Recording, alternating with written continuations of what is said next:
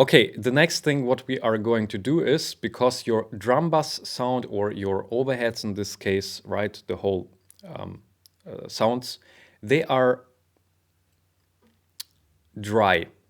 Okay, so you don't have a room most of the time, because not a lot of people have this big rooms where the drum sound can evolve and turn into something very, very beautiful. Most of the times we work in rooms where we just can't get this good drum sound. This is why we do have to use those types of tools.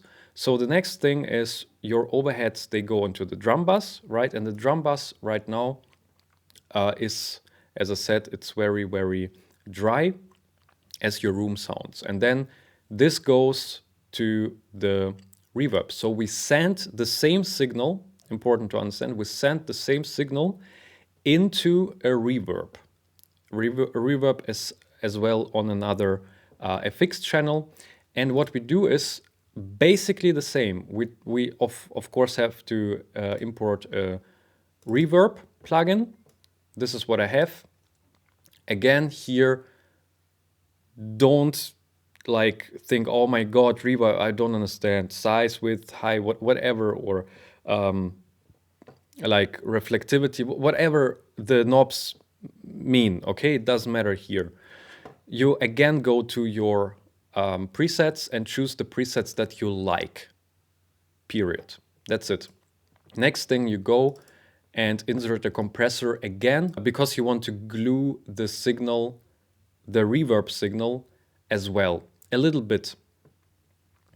Gain here for, or go here for like 2, 3, 4 dB. You don't need more, because you will hear that the room becomes too prominent. This is what you don't need to hear a lot. But again, you are the drummer, you decide it yourself. And after that, after the compressor, you insert your EQ again. And what you do with the EQ, you filter out everything that you don't need in the EQ channel, reverb channel, sorry. So you EQ out everything below like 200-300 hertz, because you don't have to have like long tail deep sounds. You have to have kind of a dry, or not dry, but like this tight drum sound.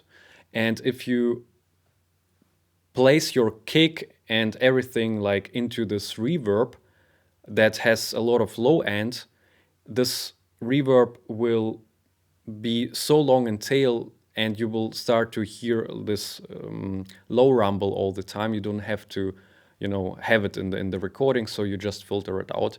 The same you do with the high cut, so you high cut everything until a point where you feel, okay, this room is not prominent, but it's there, so you just feel it, okay? And then you can mute this reverb, the send, basically the reverb return. It's called the reverb return, basically the channel. And you have a comparison. Do you like what you added with the reverb or not? And if not, then you change the room sound, or you change the faders, so the balance between the original sound and the room sound. And that's it. You just leave it. And then the last part is everything that you have right now. So your overhead signal and your reverb signal, and obviously your kick and snare, they go into the last bus as well. In my example here, you have a compressor again.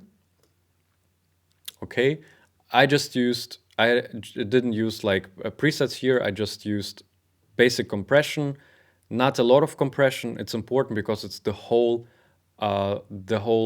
sound of like every single signal you compress already before, so you don't have to squeeze even more after a lot. Okay, so here aim for maybe 1 to maximum 3 dB, but you will start to hear that it will be too much.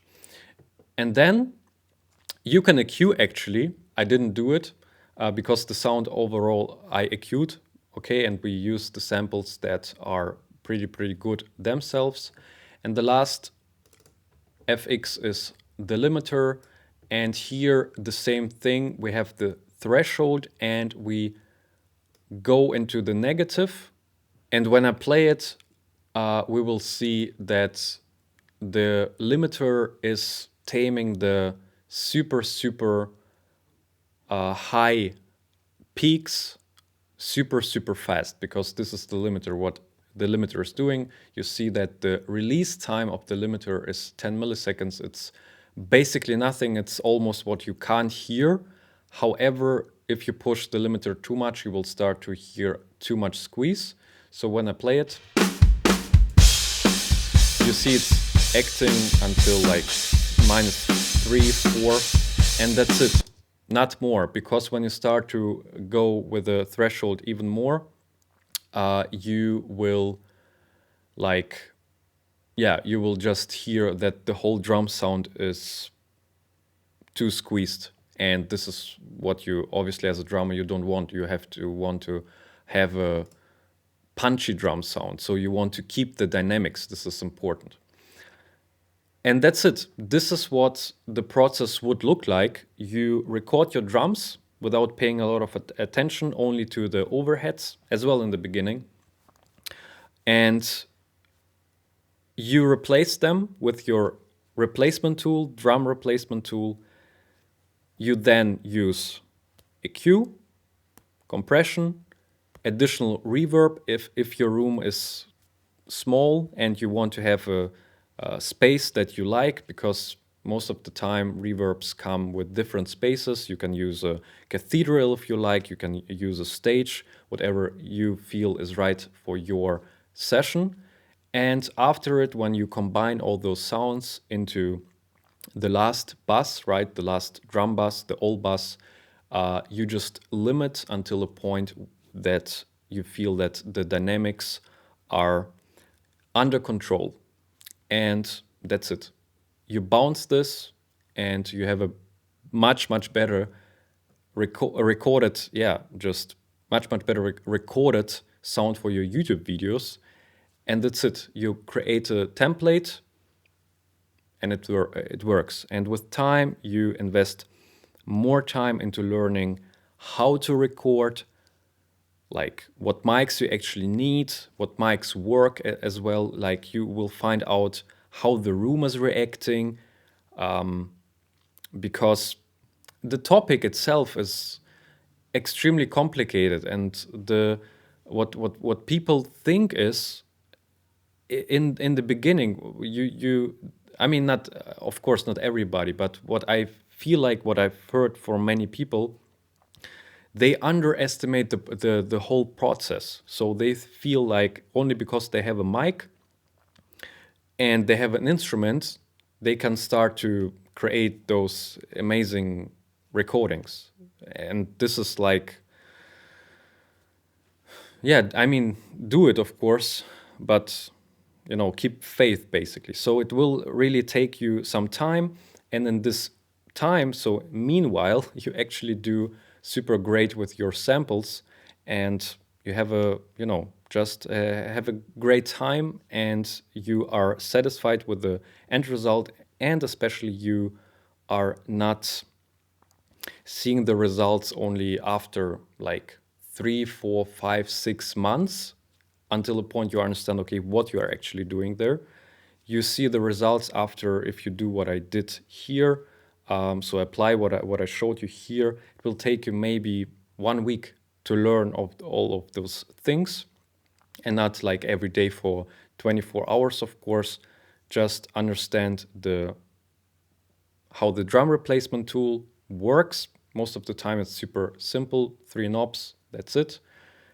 The routing is super easy as well. It's understandable. You just make some drum buses for your instruments, or sometimes you don't even need, if you don't want to have something extra, you don't have to do it. You just have your old bus and you do everything with your old bus. And use your EQ, your compression, your reverb, and that's it. Limiter at the end, and your session is done. You make a template, I said it before, and start to make the second video, and you're satisfied. Guys, thank you very much for watching and taking your time. I know it was a little bit longer, but it's important to go a little bit more in depth and show you just what is possible. It's not super in depth, but it will give you a lot of just basic important information to start and to see fast results. This is what this channel is about, to see fast results. If you know that somebody might be interested in those topics, you can share this video. Subscribe if you haven't already to see me on the channel again. Give me a like and a comment if you have still any questions. And yeah, I will see you in the next video, guys. Have a beautiful day. Bye.